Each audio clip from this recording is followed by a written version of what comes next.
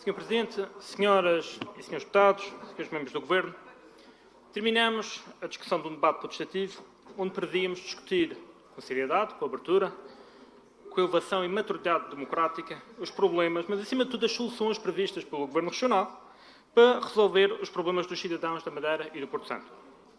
Colocamos em ação, como aqui foi referido, no pleno uso dos poderes e das competências estatutárias desta Casa, uma fiscalização séria ao Governo Regional, de forma a podermos obter esclarecimentos da atuação governativa, com a mesma seriedade, com o espírito de colaboração democrática, de forma a podermos discutir essas soluções para reduzir a pobreza, para dar respostas às flagelos sociais, à perda de rendimentos, à realidade das pensões e das reformas baixas, à recapitalização das empresas e ao pesadelo terceiro-mundista da falta de resposta da saúde, na longa espera para cirurgias e para consultas.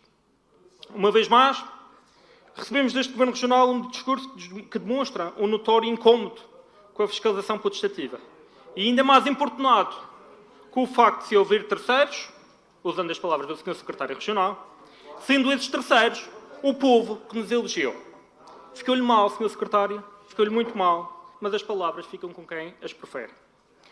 Um Governo que entende não haver substância para um debate fiscalizador sobre os assuntos pendentes com o Governo Regional, mas foi este mesmo Governo que há 3 meses atrás não sentia igual pudor em trazer a esta Casa um debate sobre os assuntos pendentes com a República. Ficou-lhe mal, Sr. Secretário, mas as palavras ficam com quem as prefere. Um Governo que chega a este plenário com uma postura prepotente, autoritária, seguida de um vazio de respostas, discursos loucos, discursos vazios, acompanhados por aplausos, elogios, gritos de gáudio daqueles que não ousam colocar uma pergunta mais incómoda, recusando-se, por inerência, a cumprir com os seus deveres e a cumprir com uma postura direta de defesa dos direitos daqueles que legitimamente nos elegeram. Num quadro particularmente grave ao nível da saúde pública e da vida social e económica da nossa população, esperávamos, de facto, um debate suprapartidário focado nas questões da Madeira, um debate de compromisso por parte do Governo.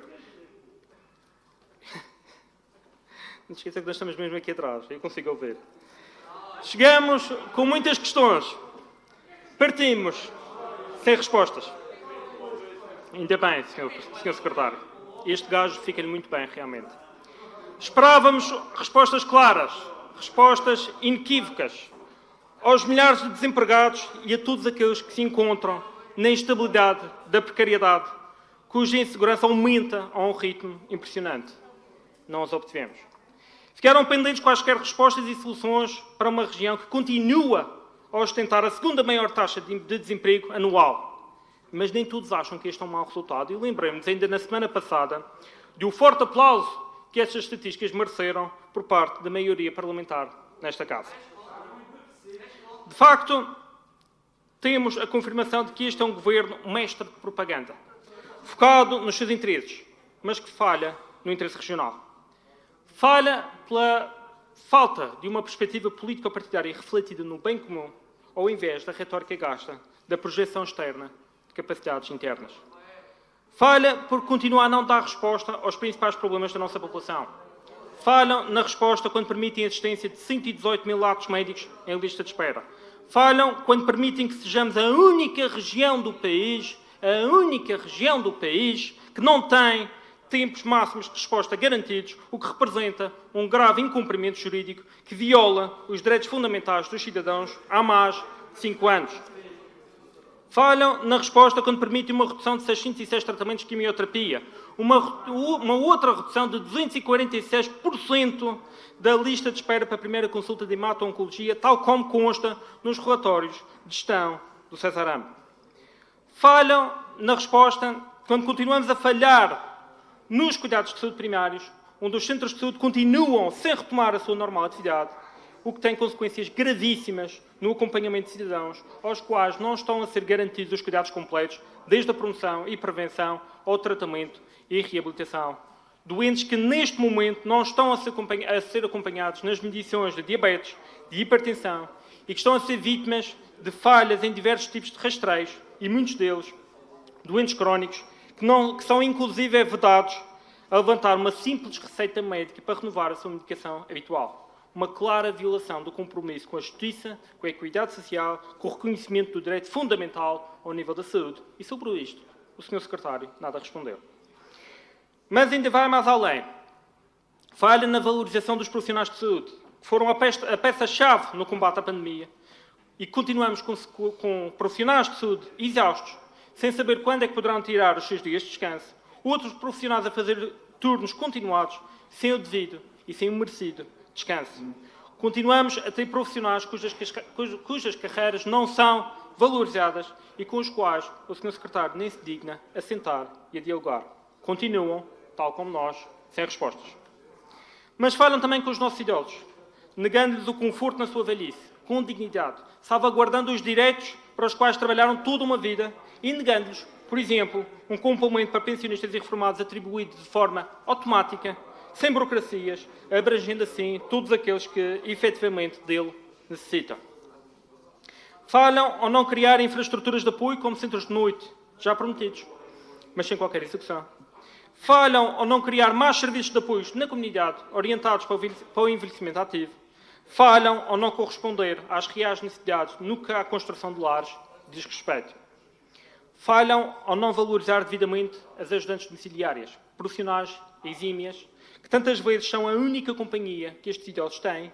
Prometeram para 2021 um complemento de 70 euros, estamos em 2022 e estes profissionais continuam, tal como nós, sem respostas. Falham com os nossos jovens, empurrando-os para uma imigração forçada pela absoluta necessidade de conseguirem um emprego. Falham na resposta para que estas gerações, comprovadamente e reconhecidamente as mais bem formadas a nível académico nas últimas décadas, sejam devidamente valorizadas. Porque os nossos jovens merecem uma oportunidade na sua terra, merecem um governo regional que os valorize profissionalmente e que não os tome por uma geração do desenrasca, assente em recibos verdes, assente em precariedade. Falham na resposta ao setor primário, aos nossos agricultores, que pedem respostas para um maior apoio, no momento em que os valores dos alimentos dos animais aumentam em mais de 16% e os adubos em mais de 30%. O Sr. Secretário Regional da Agricultura nem se dignou a aparecer. Os agricultores continuam a padecer das más políticas de quem em 2015 prometia uma renovação e que continuam a ser humilhados por deputados nesta Casa, com assento nesta Casa, que pertencem a uma maioria parlamentar e que equiparam a agricultura à pobreza. Continuam a ser humilhados por esses deputados. Apesar do imenso potencial da agricultura regional, 7 anos depois, mantêm-se as dificuldades dos agricultores insulares, que não podem competir com as grandes produções em território continental, porque não lhes é garantido um apoio adequado que compense os custos que são gerados pela insularidade, nem um seguro de colheitas que seja benéfico para a proteção das suas culturas. Continuamos com agricultores que não têm acesso à água de rega, nem são indemnizados por tal falta de acesso. Continuamos com produtores de banana, que continuam a aguardar o cumprimento das promessas no que concerne ao valor fixo pago ao produtor. Nas pescas, continuamos com pescadores que aguardam o compromisso para a renovação de uma frota pesqueira que, ano após ano, é prometida, mas que continua numa completa obsolência em termos de navegabilidade, em termos de segurança e em termos de conforto. O PSD voltou a não cumprir. Relativamente ao custo de vida na região, existe uma notória falha em implementar um alívio determinante para os cidadãos e para as empresas madeirenses. Alívios que permitiriam estimular a economia, permitiriam promover o emprego e o crescimento. Alívios que permitiriam ajudar os madeirenses a pagar menos quando atestassem o depósito dos seus carros, nas suas compras de supermercado, na sua fatura do gás, na água, na eletricidade, nas telecomunicações. Falham quando mantêm um elevado custo do transporte devido à ineficiência de uma correta gestão dos transportes marítimos e aéreos, que atinge fatalmente uma outra periferia como nós somos, que padece de um marcante isolamento geográfico. Condicionamentos completamente lesivos para qualquer pretensão de competitividade e desenvolvimento económico de sucesso. Mas falham também quando ignoram a necessidade de desagravamento fiscal, nomeadamente ao nível da reposição gradual do IVA para valores pré-troika, de forma a apoiar o tecido empresarial regional através da mitigação da retração do consumo privado. Quando se recusam e quando abdicam da autonomia fiscal, quando rejeitam o pleno uso das competências de poder tributário próprio da região, que permitiria alavancar a economia regional para as famílias, para as empresas, num momento particularmente difícil como é o contexto pandémico em que se vive. Mas na prática, hoje, e graças às políticas dos sucessivos governos regionais PSD, os madeirenses continuarão a pagar 22% da taxa normal, os açorianos pagam 16%, 12% na taxa intermédia, os açorianos pagam 9%, e 5% na taxa reduzida, os açorianos pagam 4%. Valores que aumentam o custo para trazer qualquer produto ou mercadoria para a região, mas aqui continuam a faltar os compromissos do PSD e CDS para trazer à região esta pretensão. E relembro, e volto a relembrar, que esta foi uma promessa eleitoral de Rui Barreto e do seu CDS, que agora demonstra não ter respostas ao povo que o elegeu, que acreditou no CDS, mas que brevemente será chamado para reavaliar a coerência deste partido. E falando de coerência, ou da falta dela, leva-nos necessariamente a uma das grandes bandeiras da maioria PSD-CDS, o ferry. Aquele barco que iria estar cá na região já em 2015, aquele barco que trouxe da boca de Miguel Albuquerque, e cito, vamos concretizar estes objetivos, seja lá contra quem for, podem ter a certeza, o PSD não cumpriu. Mas não posso deixar de salientar a postura de um partido, do CDS, cujo líder parlamentar disse nesta mesma casa, em período pré-eleitoral, que, e cito, ficava compromisso. O princípio da continuidade territorial iria ser assumido. A região vai ter de assumir esta operação ferry, custa o que custar. Esta proposta é a palavra de honra do CDS. Nós não abdicaremos da operação todo o ano, nem que custe 20 milhões. Isto é santo, Sr. Deputado Lopes da Fonseca. Hoje, nem com a palavra de honra do CDS, nem com os 20 milhões do CDS, não temos resposta, não temos ferry. E tem sido esta a credibilidade que tem sido trazida pela maioria PSD-CDS. Promessas, palavras bonitas, compromissos vagos, mas uma completa nulidade em concretizações. E esta falta de compromisso para com o povo da Madeira tem necessariamente as suas consequências. É inútil negarmos as desilusões que tivemos com as sucessivas governações regionais que têm levado a um cada vez maior afastamento da população dos seus representantes políticos. É inútil negarmos as frustrações e as indignações que sentimos quando olhamos para as condições de vida da nossa população e verificamos o assustador cenário onde a Madeira continua a ser a região do país com a maior taxa de risco de pobreza, ao mesmo tempo que somos a região onde o custo de vida é dos mais caros.